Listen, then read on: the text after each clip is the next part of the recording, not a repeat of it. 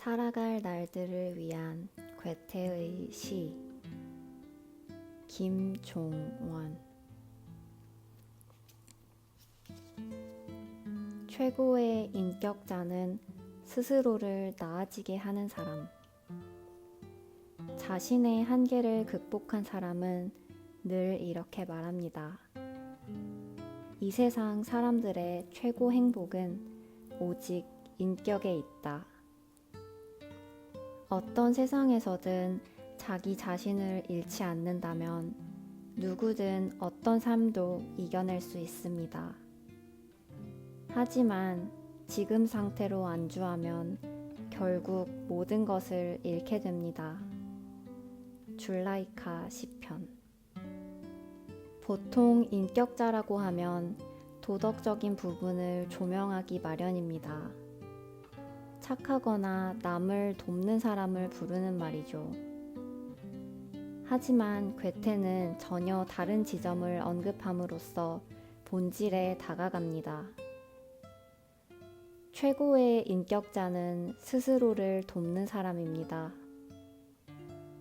자신도 하지 못하는 것들을 남들에게 강요하고 지시하는 사람이 아니라 어떤 상황에서도 스스로 해내며 성장하는 사람을 인격자라고 정의한 것이죠. 멋진 희망이나 목표가 있다면 그렇게 스스로 증명해야 아름답습니다. 어제보다 나은 내가 된다는 건 어제의 한계를 극복했다는 증거입니다. 나는 나를 돕는 사람입니다. 최고의 인격은 스스로 나아져서 사랑하는 사람들의 모범이 되는 것에 있습니다. 너무 잘하려고 애쓰지는 마세요. 모든 산의 정상에는 지상에는 없는 고요가 있습니다. 나무의 맨 꼭대기 줄기에도 인간은 느낄 수 없는 고귀한 숨결이 있습니다. 그래서 오히려 새들은 숲에서 잠잠합니다. 부디 기다리세요. 머지않아 당신도 그 하루의 끝에서 평온하게 쉴 수 있습니다. 평온한 삶. 노년이 된 괴테는 어느 날 자신의 삶을 돌아보며 이렇게 고백했습니다. 나는 마음 놓고 쉰 적이 없다. 늘 바쁘게 무언가를 하며 살았기 때문이다. 괴테는 정말 애를 쓰며 살았습니다. 그래서 이런 시도 쓸 수 있었죠. 이 시를 통해 괴테는 우리에게 충고합니다. 애를 쓴다고 잘할 수 있는 것도 아니고 혹시 우연히 잘할 수 있게 된다고 해도 자신을 소모하며 이룬 결과는 내면에 좋은 영향을 주기 힘들다고요. 무엇보다 어떤 영역에서든 잘하기 위해서는 애쓴 시간이 아니라 즐긴 시간이 필요하다고 말이죠. 애를 쓰면서 무언가를 해내려는 의지를 갖게 되면 때에 맞게 올바른 것을 잡으려고 하는 게 아니라 익숙한 것을 잡으려고 손을 내밀게 됩니다. 이건 정말 중요한 차이입니다. 자신을 재촉하고 몰아세우면 결국 불행한 결과를 낳습니다. 순간순간이 주는 새로운 즐거움을 전혀 모르고 결과를 내기 위해서만 사는 사람이 되는 것입니다.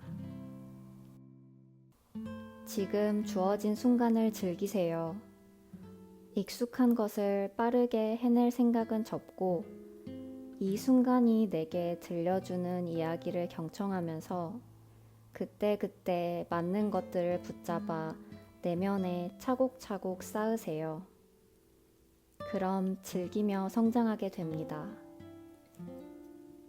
잘 되지 않는 나도 충분히 괜찮다는 무해한 마음. 당신도 자신의 육체가 감옥이라는 사실을 알고 있나요? 영혼은 단지 속아서 그 안에 갇혀 있는 것입니다. 그 좁디 좁은 공간에서 영혼은 팔꿈치도 마음대로 펼 수 없습니다. 벗어나려고 온갖 애를 써보지만 그럴수록 오히려 육체를 감싼 쇠사슬이 더 강력하게 몸을 칭칭 감아버리죠. 술집 소년 시편. 어디에서 무엇을 하든 잘 되는 건 너무나 어려운 일입니다. 최선의 노력이 최고의 결과를 보장해주는 건 아니니까요. 최고의 예술가와 기업인, 작가와 철학자를 만나며 저는 그들의 삶을 관통하는 이런 문장을 만날 수 있었습니다. 오늘까지는 대중의 사랑을 받았지만 내일부터는 나도 잊힐 수 있어. 아무도 기억하지 못할 수도 있지. 오해하지 마세요. 그건 그들이 부족해서가 아닙니다. 오히려 잘 되는 게 너무나 어려운 일이라는 사실을 누구보다 잘 알고 있어서 기분 좋은 불안감을 반복해서 자신에게 주입하는 것이죠. 잘 되지 않으면 어쩌지? 나는 기분 나쁜 불안이 아닌 잘 되지 않는 나도 충분히 괜찮아. 나는 기분 좋은 불안감을 자신에게 선물해 보세요. 그게 바로 자신을 위한 무해한 마음입니다. 그렇게 되면 두렵지만 한 걸음 더 나아가는 작은 기쁨을 안전적으로 즐길 수 있게 됩니다. 잘 되는 건 원래 힘든 겁니다. 누구나 쉽게 해낼 수 있는 게 아니죠. 하지만 잘 되지 않는 자신을 여전히 사랑하는 건 언제든 할 수 있는 내게 무해한 마음입니다. 가장 단순한 삶이 가장 단단한 이유. 나는 정직하게 살았지만 잘못도 많이 저질렀습니다. 그래서 참 오랫동안 안절부절 못하면서 살아왔죠. 인정받을 때도 있었지만 반대의 경우도 있었습니다. 이런 고민이 대체 무슨 의미가 있나 싶어 사기꾼이 되려고도 생각했어요. 그러나 아무리 생각을 해도 그건 말도 안 되는 짓이었죠. 내 가슴이 찢어질 듯한 고통 속에서 저는 이런 결론을 내렸습니다. 정직이 최선의 방책이다. 조금 평범하게 느껴질 수 있지만 이게 가장 단단하게 사는 방법입니다. 명상 시편.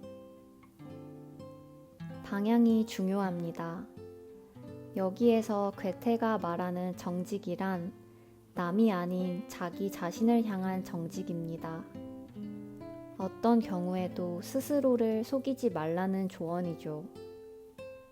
누구보다 단단한 삶을 살고 싶다면 자기 자신에게 정직하면 됩니다. 제가 늘 실천하는 사례로 설명하겠습니다. 하루는 상대가 약속 시간보다 30분 정도 늦게 도착했습니다. 그는 정말 미안한 표정으로 저에게 사과했어요. 하지만 저는 웃으며 이렇게 답했습니다. 조금도 미안해할 필요가 없습니다.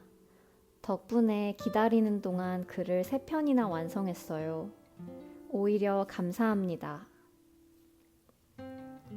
저는 자신에게 이런 약속을 했었거든요. 중간중간 시간이 나면 그냥 흘려보내지 말고 틈틈이 글을 써서 남기자. 만약 제가 그때 글을 쓰지 않았다면 그를 기다리는 내내 마음에 분노라는 감정만 소비했을 것입니다. 그건 스스로를 망치는 일이죠. 남는 게 하나도 없고요. 하지만 그 시간에 글을 쓴 덕분에 저는 버려질 수 있었던 제 시간을 오히려 활용했고 상대에게 화를 내기보다는 고마운 마음을 전할 수 있었습니다. 글쓰기만이 답은 아닙니다. 스스로 자신과의 생산적인 약속을 몇 개 만들어 보세요. 가장 힘든 순간 그 약속이 여러분의 하루를 단단하게 지켜줄 겁니다. 흔들리지 않는 단단한 삶을 살고 싶다면 자신과의 약속을 지키며 누구보다 자기 자신에게 정직해야 합니다. 내가 나를 믿고 존중할 때 삶은 더 단단해집니다. 어떤 상황에서든 심각해지면 나만 손해. 한 마리 잠자리가 우물가에서 흩날리는 명주천 같은 고운 날개를 펄럭이고 있습니다. 카멜레온 같이 진해졌다가 이내 옅어지면서 때로는 빨갛고 파랗게, 때로는 초록색으로 바뀝니다. 좀 더 가까이 다가가서 그 빛을 선명하게 보고 싶습니다. 아, 순간 잠자리가 내 곁으로 지나가서 버들가지에 조용히 앉습니다. 그런데 잡아서 찬찬히 살펴보니 음울하도록 짙은 푸른 빛입니다. 자신에게 찾아온 온갖 기쁨을 분석하고 있는 당신도 같은 경험을 하게 될 것입니다. 기쁨. 진지한 마음으로 읽다가 마지막 부분에서 웃음이 나지 않았나요? 저도 그랬습니다. 괴테는 자연 속에서 잠자리의 아름다움을 관찰하다가 이런 결론을 냈습니다. 너무 심각해지면 나만 손해다. 우리는 자주 이와 같은 실수를 합니다. 행복한 일과 기쁜 소식이 찾아오면 그냥 그 소식 자체를 즐기면 되는데 자꾸 분석하려고 하죠. 반대의 경우도 마찬가지입니다. 같은 사람도 그날의 기분에 따라서 어떤 상황에 대한 반응이 달라질 수 있습니다. 그건 그 사람이 변덕스럽거나 나쁜 마음을 가져서가 아니라 그저 그날의 기분이 다르기 때문입니다. 그럴 때는 분석하려고 가까이 다가가는 것보다는 다음과 같이 생각하며 여유롭게 넘기는 게 좋습니다. 첫째, 그래, 그럴 때도 있는 거야. 둘째, 모든 걸 다 이해할 수는 없지. 셋째, 뭔가 다른 이유가 있겠지. 넷째, 오늘은 기분이 별로인가 보네. 다섯째, 내일 이야기 나누는 게 좋겠다. 굳이 하나하나에 예민하게 반응하면 결국 트집을 잡게 되고 나만 손해를 본다는 걸 기억하세요. 심각하지 않아야 내 감정과 시간을 아껴서 필요한 일에 투자할 수 있습니다. 좋은 일이 찾아오면 그 자체를 열심히 즐기면 됩니다. 하나하나 심각하게 분석하는 건 오히려 자신을 괴롭히는 행위입니다. 즐길 수 있을 땐 즐기는 게 최선입니다. 주위 사람의 좋은 점을 찾아 다정한 말로 전해주는 일. 이런저런 저급한 표현으로 당신의 결점에 대해 언급하는 사람들은 알고 보면 당신이 받는 고통의 몇 배나 큰 고통을 자신에게 주며 스스로를 괴롭히고 있습니다.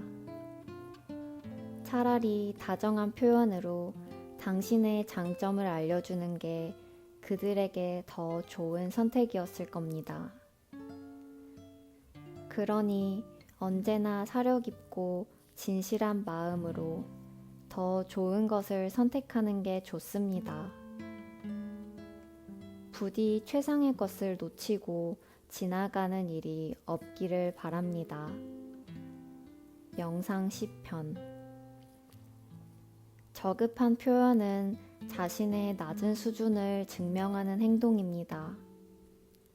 그러니 타인의 장점을 찾아 가장 다정한 표현으로 알려주라는 괴테의 조언입니다. 주변을 둘러보면 늘 타인에게서 단점만 찾아내거나 불만을 갖고 무작정 의심하거나 듣기 싫은 말만 하는 사람이 있습니다. 반대로 타인에게서 늘 장점만 찾아내 가장 따스한 표현이라는 세상에 단 하나뿐인 리본을 달아 전해주는 사람도 있죠. 처음에는 모두 같은 공간에서 같은 것을 보며 살아도 시간이 지나면 점점 살아가는 공간과 지적 수준이 달라지게 됩니다. 내면의 두께와 세상을 바라보는 시야도 차이가 나게 되고요.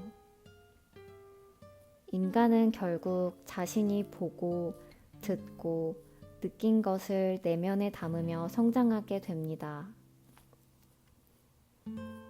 세상과 타인에게서 늘 장점만 찾아 다정한 말로 전해주는 사람들의 지적 수준은 나날이 높아질 수밖에 없습니다.